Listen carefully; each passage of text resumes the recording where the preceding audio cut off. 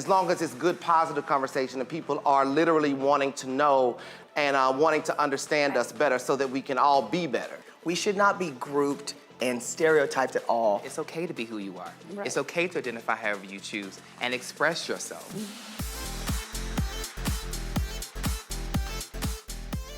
I don't have a specific pronoun because that wasn't of my era. When I was coming up, you know, it was just, people greeted you how they saw you as long as there was no type of disrespect. But why now I am not opposed to the pronoun thing that's going on is because if that is the thing that will allow conversations to take place, conversations that should have taken place years ago, Yes. and learning how to understand or better understand those of us that are in the LGBTQ community, then I welcome that. As long as it's good, positive conversation and people are literally wanting to know and wanting to understand us better so that we can all be better. If we do our due diligence and make sure that we, again, talk to each other opposed to adding and commenting against and about each other via social media, I think that we will stand extremely united in a very mighty way and we will get even more change and more work done. We think we've made it so far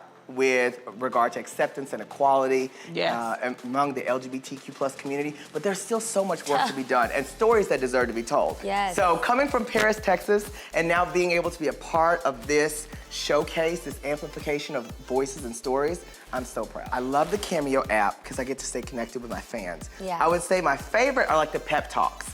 People are like, my daughter's having a rough time in school. She's 15. Would you make her a message? And I'm like, oh, of course, anything I can pass along. Yeah. Because I know what it feels like sometimes to be like a young gay kid and not fit in and feel comfortable, and to get a call or a message from someone you love, that'd be really cool. We should not be grouped and stereotyped at all because we are a very vast community with a lot of differences. But one thing that runs throughout the community is the necessity for equal treatment, for us people to be accepted and loved. And for me to be the person that I didn't have growing up. I didn't have a B. Scott growing up. And so now I can be that person to show people that it's okay to be who you are. Right. It's okay to identify however you choose and express yourself. A lot of people ask me, B, why would you go back to the same network that you had to dust up with? Yes. And for me, I wanted to show the power of forgiveness. I needed to let go of the resentment. I needed to let go of the hurt and the pain. Right. And also to be a part of the inclusion that I helped create. By being who I am, I allow people to be who they are